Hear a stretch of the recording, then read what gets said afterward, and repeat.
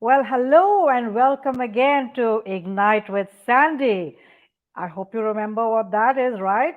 This is a program from the Celestia platform where I interview interesting ladies from all over the world and they share their experiences and so much more.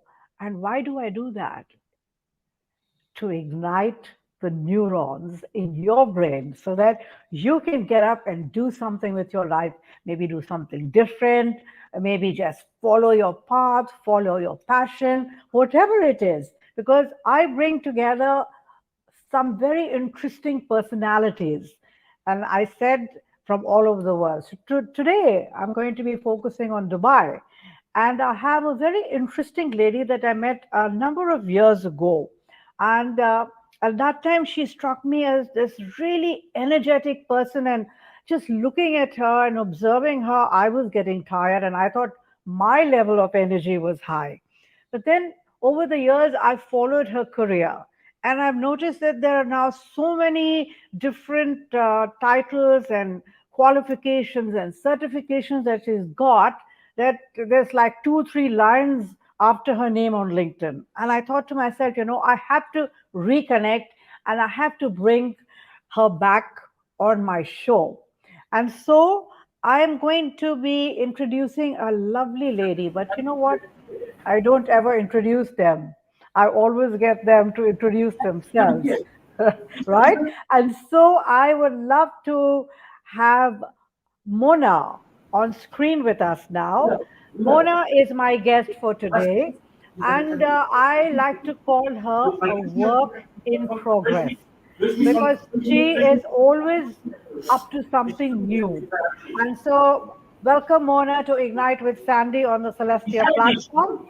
And please introduce yourself, and we'll pick it up from there. So, tell us a little bit about you.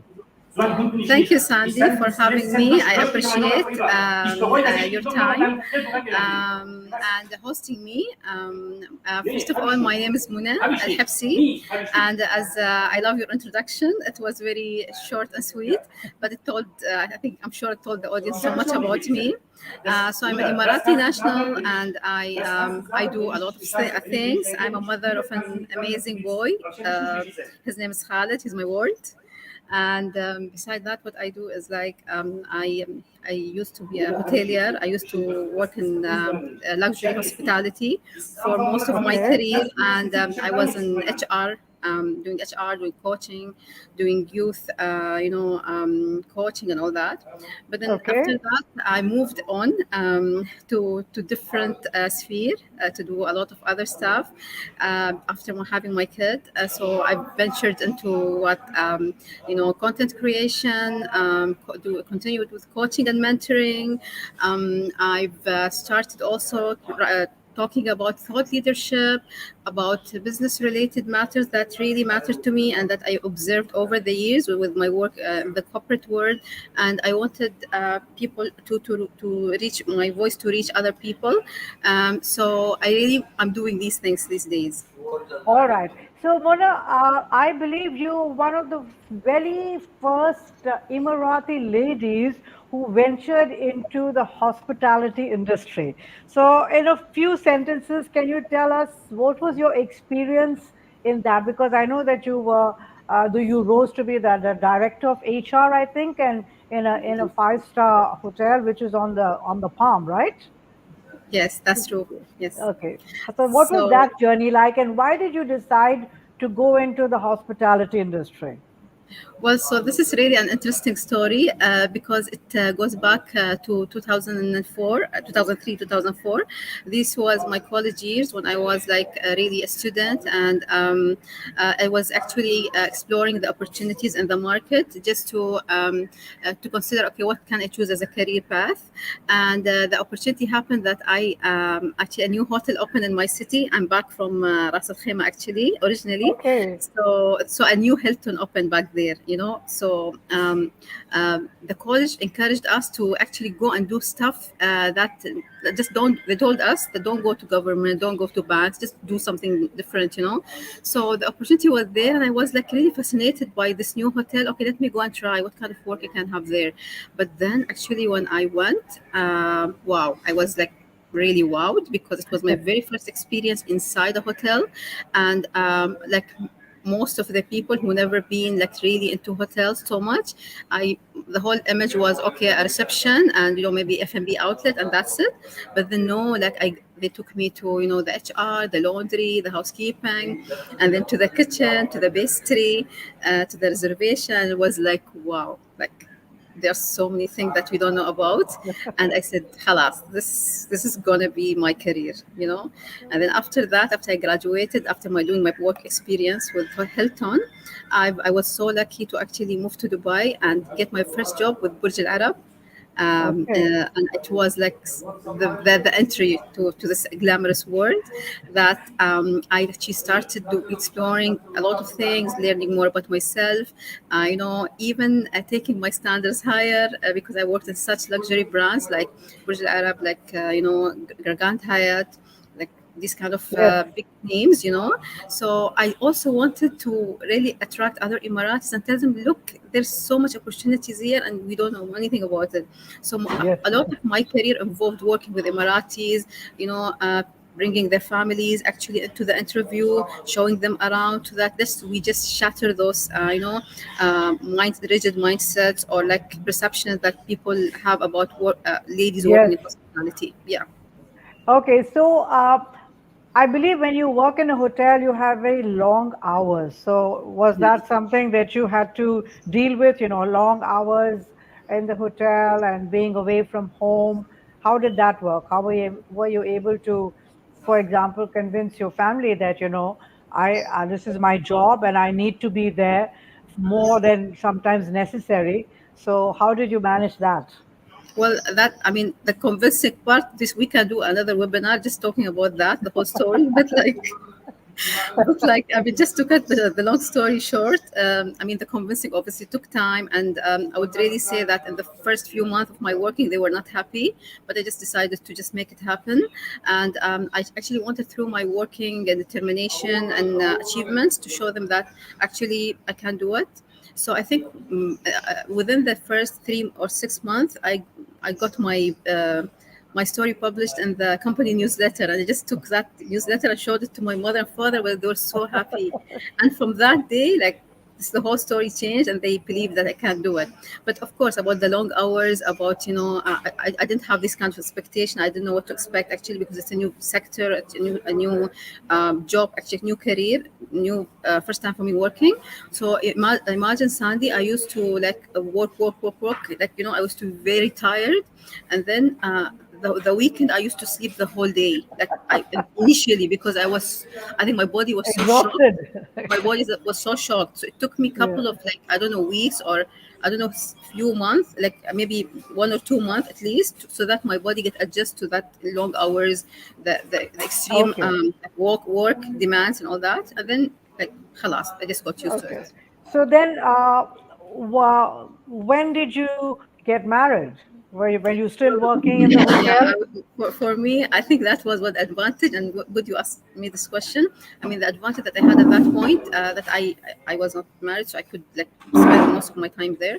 But then toward the end, actually around end of 2018, I got married, and it was almost the very, like, after over 15 years of working. And by that time, I just reached, very different heights in my career and achieved so many things. So I think that was the right time. And after that, a new story started. Yeah. Yeah. So when baby came along, were you still working, or had you decided to, take a back seat and, be home and sort of look after yourself and your husband? Was there a change in your career, or were you still with the hotel industry? Yeah, I mean, this is the coming of my baby. My first baby was the catalyst in my life. So it's like after working for 15 years and doing everything that I did, I just and because actually he was also unhealthy. So for me, I decided to take this call and just stay at home, because as a mother, I mean, my child is priority. And I felt like I've done a lot of things. And at that point it was very uncertain moment, uncertain time in my life, because I would have to, I mean, I'm telling you the kind of mental dialogue that was going inside me at that point when I Yes, was taking the decision. So it's like, okay, so do I sacrifice the, all this work and hard work and what have done, or do I just leave my baby like with someone, like which one sound, I mean, hmm, the right thing to do. So then I just went without even thinking about it. I mean, I felt obviously a little bit confused and sad about, having just to leave my career. But I think with time, a lot of other doors opened to me in front of yes, me, because the whole point was, I think it's a matter that a lot of ladies, a lot of women go through after working women. I mean, yes, after getting married or having kids. And I think the thing that will work at these kind of moments is just the faith, and just following your heart, because no matter what decision you will decide, if you follow your heart, it will be the right decision, and the time will quite tell you true. this. Yeah. Yes, yes. A lot of women sometimes battle with that, like, should I follow from here? Should I follow from there? What's important? They start getting a little practical. And sometimes you hear people say, well, don't get emotional, you have to look at it from a practical perspective. But I think being a mother, being a career woman, and being, of course, a woman at the end of the day, it takes a lot about the practicality and the emotional side to bring a balance. And I think that's That's what true. you were able to achieve. So, Mona, when we fast forward, and I believe you decided to uh, go back into the workforce and all of that. So, can you share with us what happened at that particular time when you started looking for a position, applying, etc.? What was that journey of yours? Could you share that with us? Yeah, sure. That was actually, I think, this is my new story. Like, once I had my child, and the decision that I've made.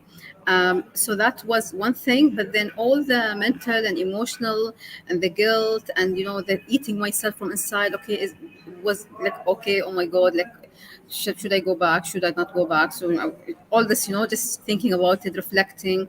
But I mean, it was not all negative, because actually I realized, actually, during this process, that actually I worked for so long, and I never had a genuine break where I can sit and reflect and know myself better, or let's say realign my goals in life, or know whether I'm actually heading in the right direction. It was just, Hmm. like they say, the treadmill in the corporate world.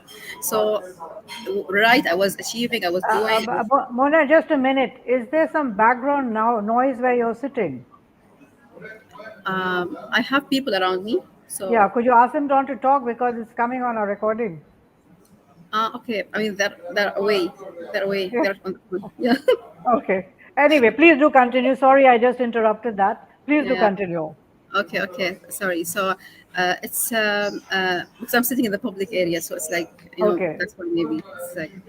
Okay, so basically, but then after all this, I realized that it was maybe the beginning of my spiritual journey as well, because Okay. once you are not, like, when yourself, like, not having a lot of people around you, you have that time to reflect, to get into some difficulties, deal with the issues inside you, because honestly I never got that chance to sit with myself and to think about things or reflect over Okay. things. And that was really, I would say, difficult in the beginning and painful, I would even describe it. But then after that, with time, it's showing me that it was really the right thing that should happen, like, and based on what I faced, all my fears, all my doubts, all my, I don't even know if I call it traumas or whatever.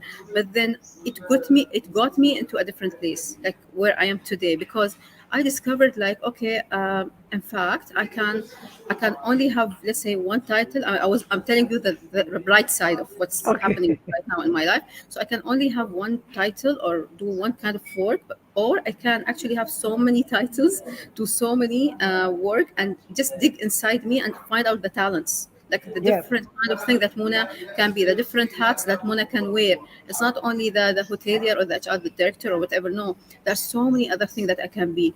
And for that, you actually, any person can need to sit by him or herself to dig into the treasures inside them. And this is exactly what I've done in the past, I would say 4 years since I had my baby.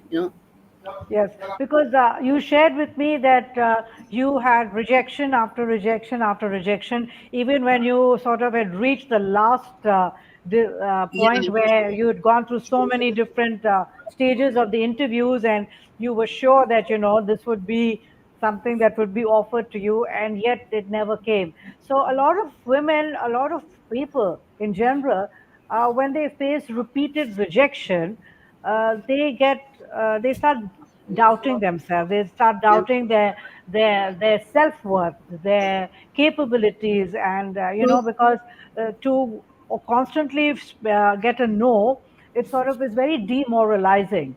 And yet you turn that around for yourself, Yeah, because I think it showed you like, maybe this was not the path for you, maybe this was not the career for you, and maybe though you had followed this for a long time in your life, it was now time to do something different. different. Is that Yes. is that is that the message you got?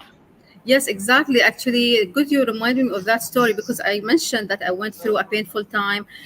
It was because of this reason. Because when I decided to go back to work again and start applying after being a mother, then I started seeing really the reality.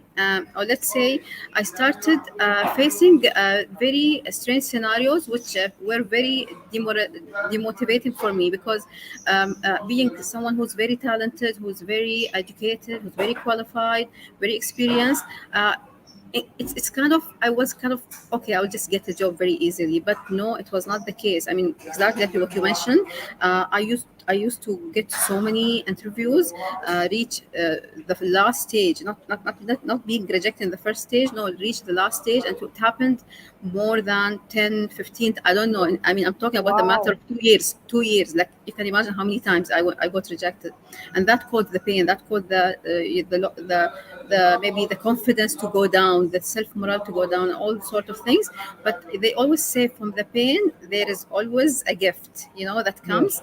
And with time, imagine, Sandy, these kind of rejections used to actually send different messages to me. In the beginning, maybe it was, oh, maybe I'm not good enough, or I'm so frustrated, or why they're doing this to me. Or, but with time, I started thinking, okay, so now it's getting funny. But for me, I started actually laughing at those things, and it kind of, okay, so maybe I'm better than this. Maybe I should do something bigger than this, or maybe I was created for something that is, even much much more better. Excellent. so Yes. so, It's so, so it's that's so the message I wonderful. got. Yeah. Yeah, It's wonderful that you're sharing that, because a lot of us, male or female, it doesn't matter. With repeated rejections, it's always, making yourself feel less capable, of less course. of everything. And here you're saying, you're thinking to yourself, maybe the universe is telling me I'm there for bigger things. I'm there to do more. I'm there to Of discover course. more. I'm there to share more. And Yeah, I of think course. that was the turning point for you. That's the shift, actually. Yes, yes.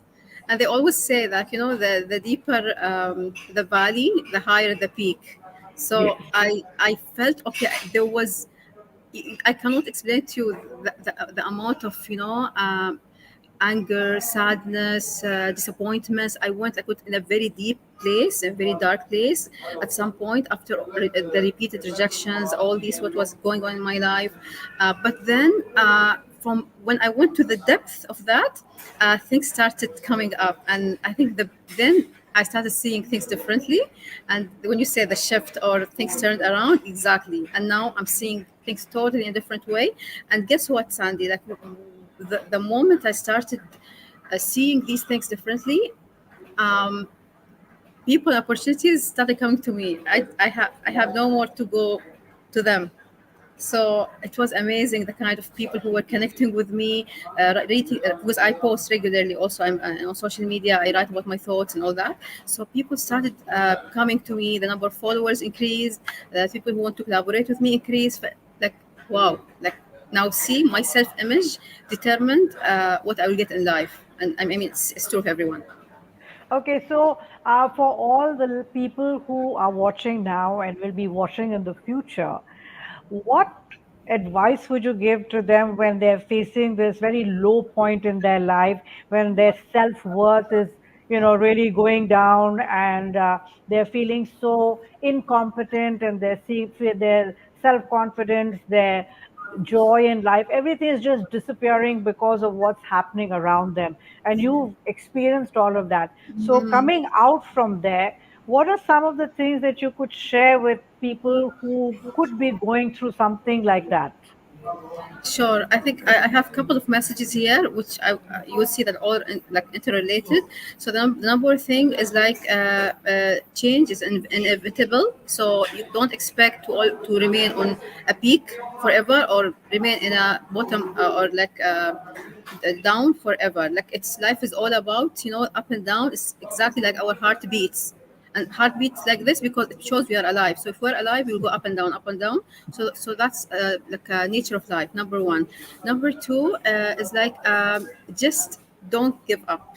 Just Hmm. don't uh, give yourself the opportunity to experience those feelings, to experience those down moments, because a lot of time those difficult feeling or things that we want to run from, we just tend to want to finish it or run from it, like feelings of sadness, feelings of misery or anger or the dark side of us, the dark side of us. Face your dark side. Don't just turn your face to that, because when you want to turn your face, it will last longer. The spirit will last longer. Yes, yes, The yes, yes. moment you will decide to be okay, be in the process, face what you like and what you don't like, things will start turning. So just have that courage, be there, don't give it up, and then little by little you start seeing the gifts, and that comes out of that period, because you will never be the same person after facing your dark side and overcoming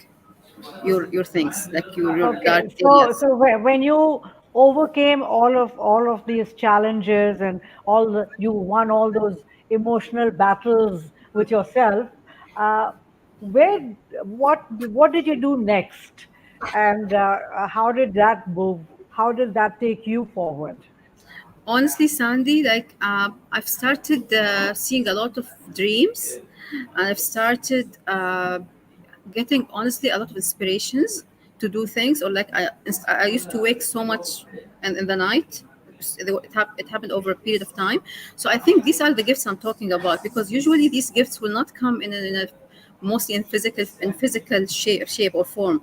They will come in terms of ideas, in terms of inspirations, in terms of someone who just suddenly come to your life and make the way easy for you. There are so many forms of this, but for me, what I want to tell people is like, just be there, just hold on, like be there, live it, because I think for us the most difficult thing is to live the sad or the bad feeling that you don't want to live. Once we Yes, accept and submit to these feelings, things will start turning, so that's what I'm saying. So then yes. things will really change for people. Yeah, so while you were having this battle in yourself about your career and what you would like to do, and then on the other side you had your baby. So how were you balancing that? That honestly was not easy. Like it's not easy, because imagine a person with a lot of emotional pressure, mental, and I'm talking about maybe spiritual, even awakening or whatever people can call it. But at the same time, child caring responsibilities, and honestly, I was going through other challenges also in life, in terms of family, in terms of my husband also got sick at some point, and I had to also to deal with that thing beside the baby and beside my own issues. So it was not easy, but uh, time just passes. Like if you will just get through anytime. Yeah. So I think I So got through it. Yeah.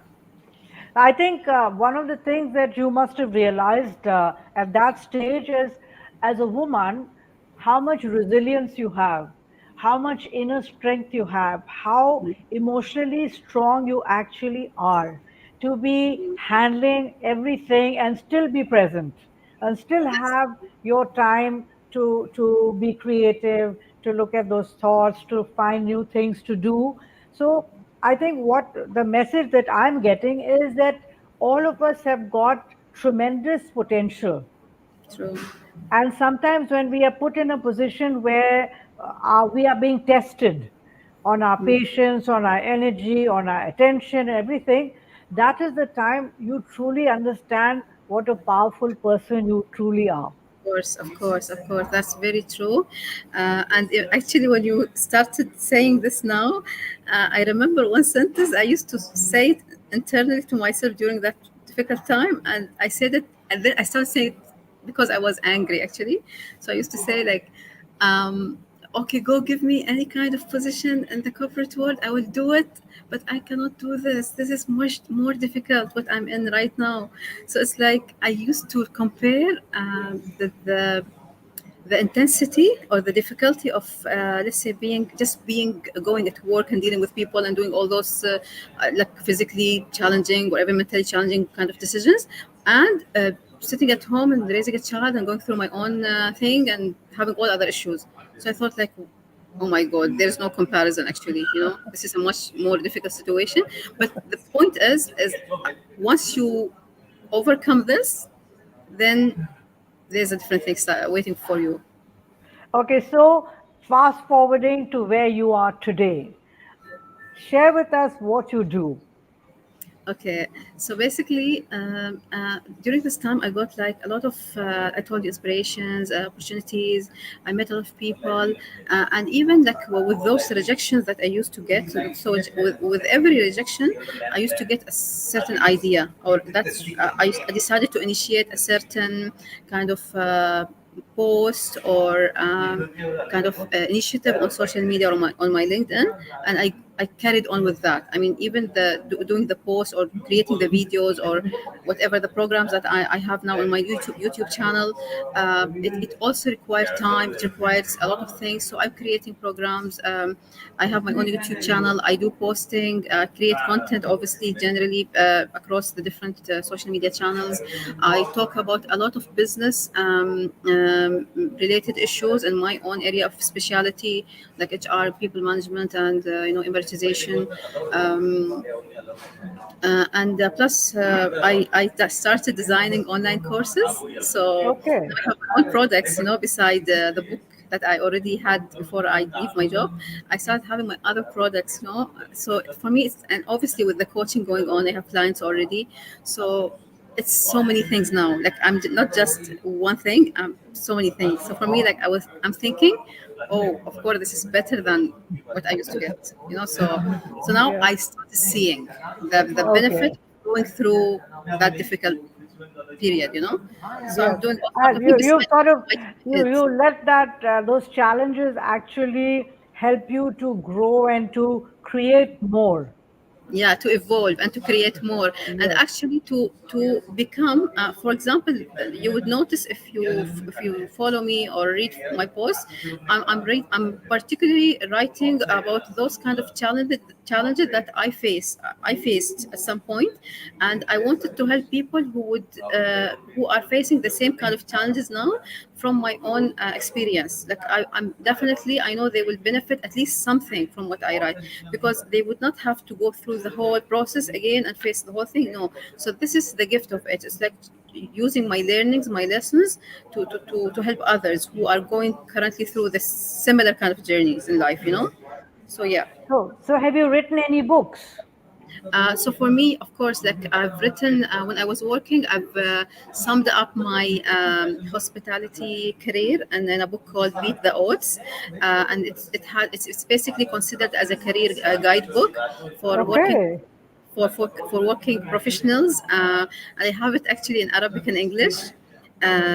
So the target audience for that book would be generally any working professional who want to achieve excellence and success in their professional life, but specifically hoteliers, youth, and let's say women who want to to climb the corporate ladder, and by applying some certain tried and tested techniques that will help her or enable her to basically achieve the same kind of result that I've done in my career.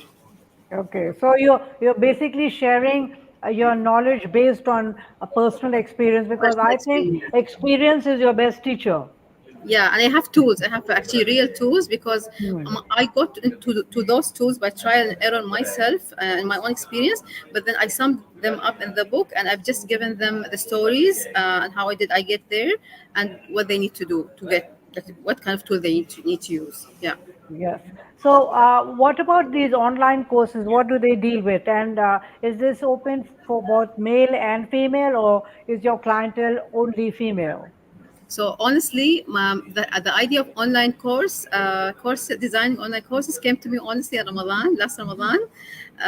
So I felt it like it's inspiration. I felt the need, and I have now currently 5 courses on different topics of my areas of expertise. So I have 2 courses about emeritization.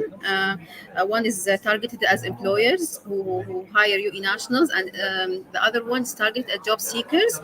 And this is the very exclusive course available online. I mean, there is no other course available online about emeritization. So I'm the first one who came up with such thing. So it's available in udemy.com. Also, I have other courses about branding, self professional branding, which also follows kind of my book, but in a course like manner. And then I have another course on HR ethics, which is my area of expertise. And the last one I just released like yesterday. It was about branding yourself as a thought leader. And of course, some more coming, but like these are. Um, Not very common in our market, so I just wanted to just release those kind of topics. Yes, I know.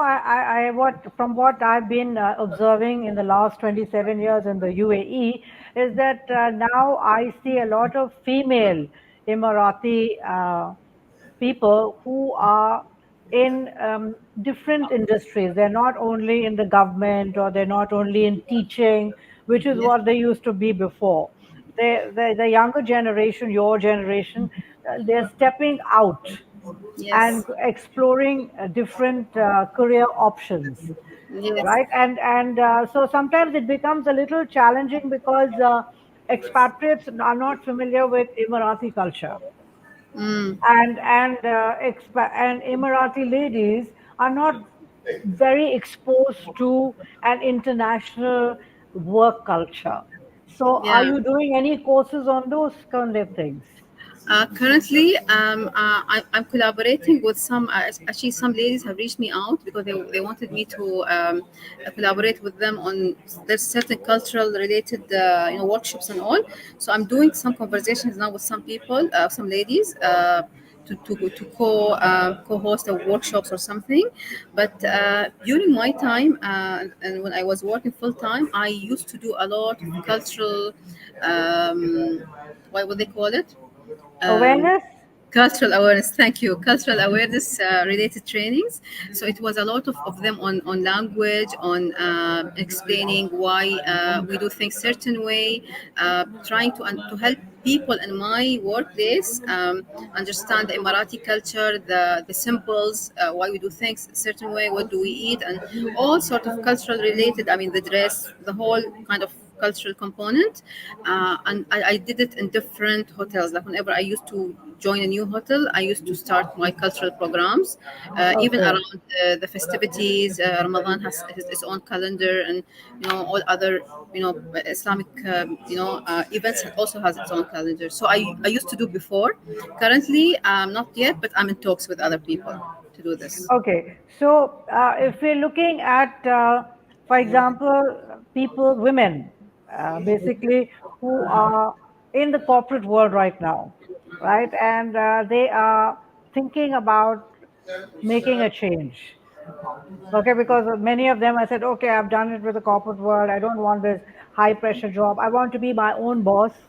That's quite common, right? I want to run my things my way, whatever. What would your advice be to those kind of women who are stepping out from a very structured environment to something where they're going to most probably manage everything on their own? I would definitely ask them to have a plan because, I mean, see, things happen in life, and I mean, the way it happened in my life, it was like I had a baby. It's not that I didn't know I will have a baby, but like it, he just happened to be unhealthy, and I had to just make a decision on my toes. But I prefer that people don't wait until life forces them to do something.